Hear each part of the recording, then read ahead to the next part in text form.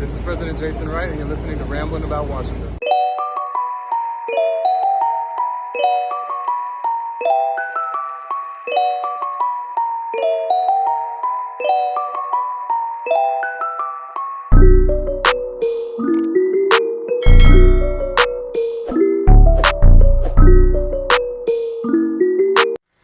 Welcome back to the After Practice Podcast with Lake Lewis. This is our third segment from Stop Smackin' Restaurant and Lounge here in Washington, D.C.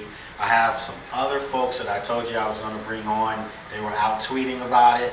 And folks, let me tell you, they're coming up strong. I've been really impressed with their work and some of the content that they're producing. But more importantly, they're good guys. And, you know, if you know how I do stuff, I try to associate myself with good people. So we're going to get into some barroom talk right now. What's up, fellas? What's up, man? How are you? Listen, before we even say anything, I'm going to let you plug yourselves.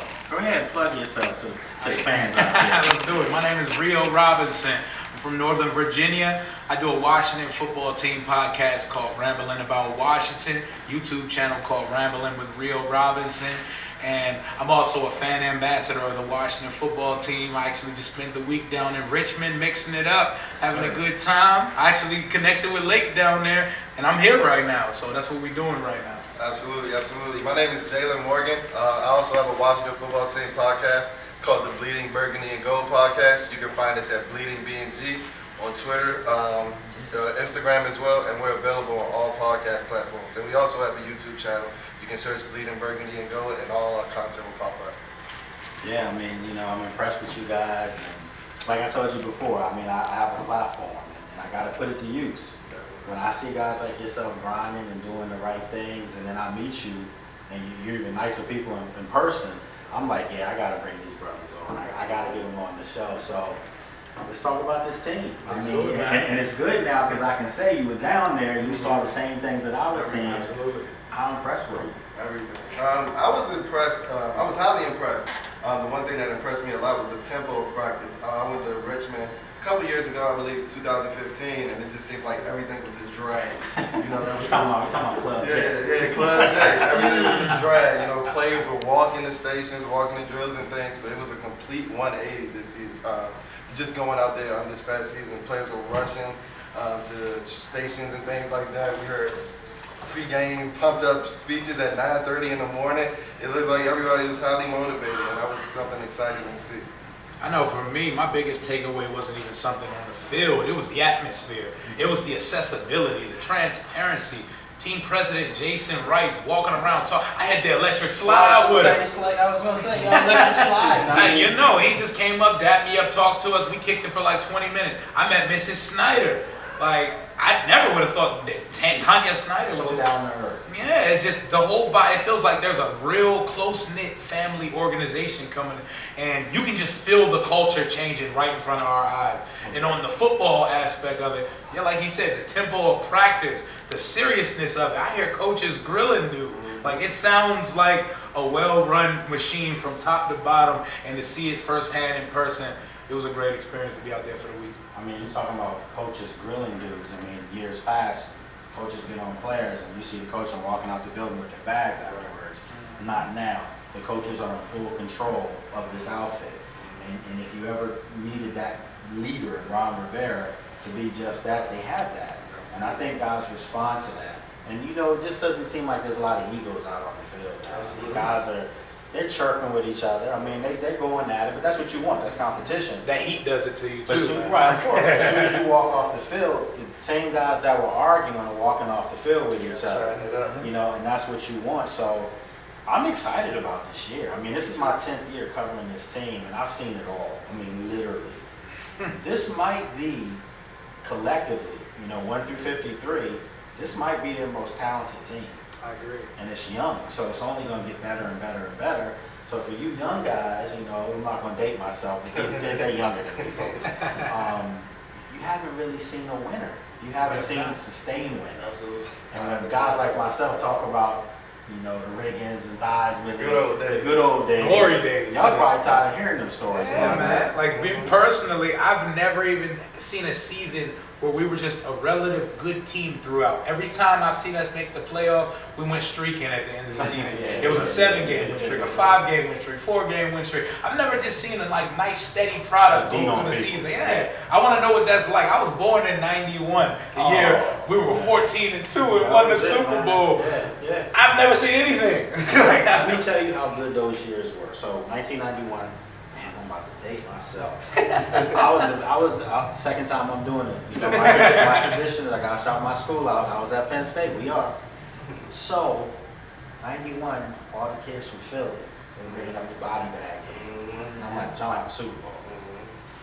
I'm all the Steelers folks. Y'all living back in the 70s. Southern days are over.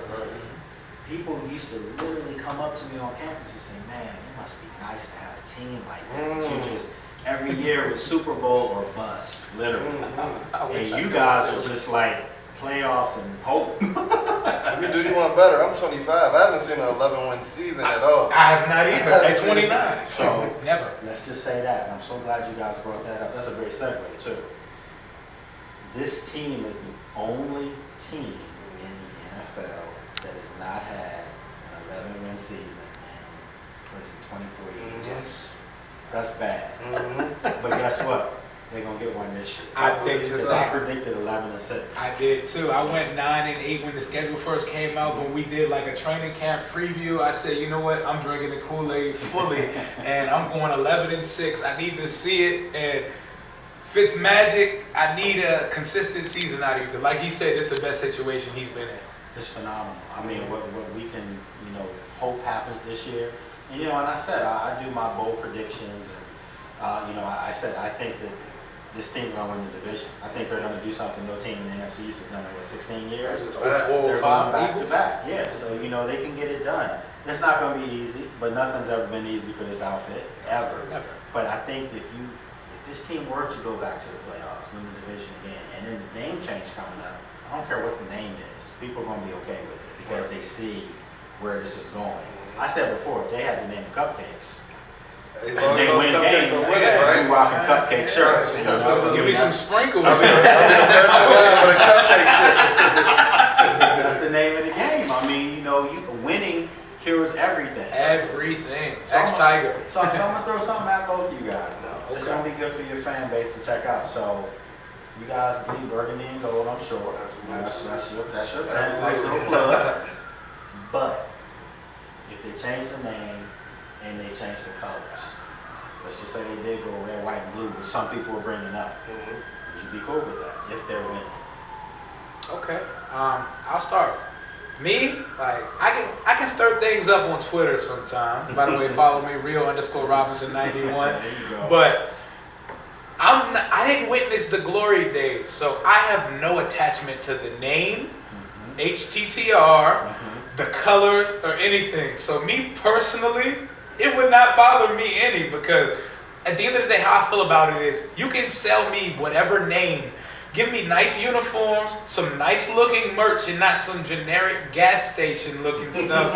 And I promise you, I'm on board with it. Win some football games on the field.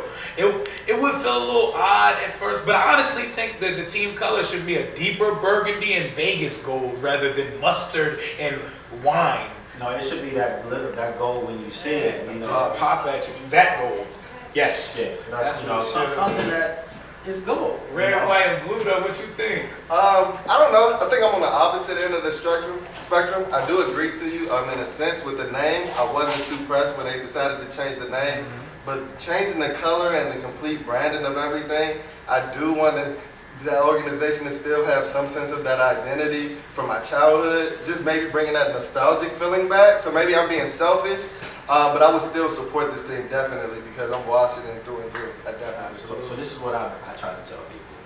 The true tradition of this franchise, it's not the colors, it's not the name, it's not the marching band, it's not the halls, it's the fans. Right. It is. That's the tradition. The fans are loyal. I mean, loyal almost to a fault. So I'm kind of leaning with Rio here. And I do have attachments. But I don't have attachments to the point where you tell me, okay, We're gonna keep the name. We're gonna keep the colors, keep the traditions of the bands and the fight songs, but we're gonna keep losing. No, I don't want that. If you're gonna give me this over here, the flip side, we're playing for Super Bowls every year. We're in the playoffs every year. We have national respect, but yet the colors are gonna be, I don't know, the yellow and silver. Bottom line is, what the uniform's gonna look like. Exactly. Right. If the uniform's clean, I'm going there if they're winning. So, just different stuff for a different day. So I'm gonna put you guys on the spot before we wrap this up. Give me a final prediction and a final game. Where will that game be? Divisional round in Green Bay.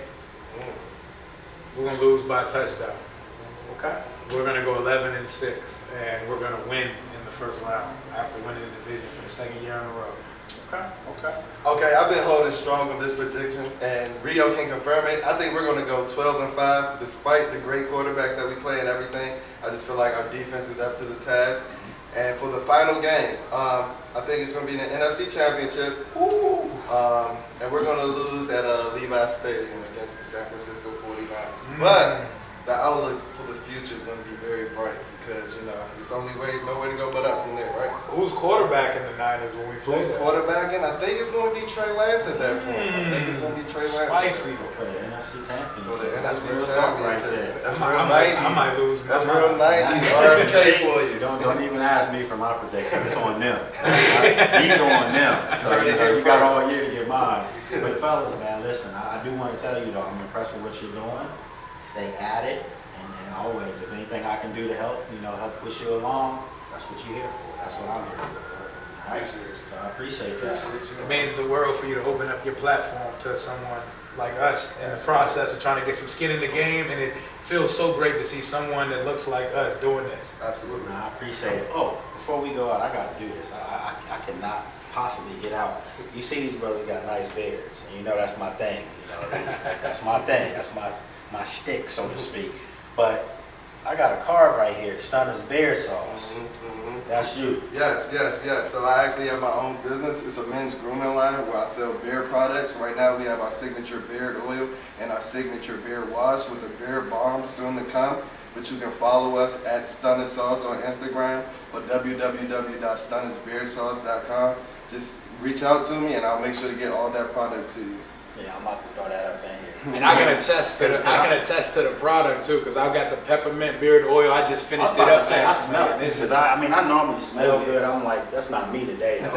That's okay. That's what's that up. peppermint scent. Yes, I'm out of retirement now too, so I'm going to get some of that. So, look, folks, we got to wrap up this segment. But again, man, check out these guys. They're really doing some good stuff, and they're supporting this team the right way. Positive. All right, so we're going to take a break. When we come back, more with myself on After Practice Podcast. Hang tight.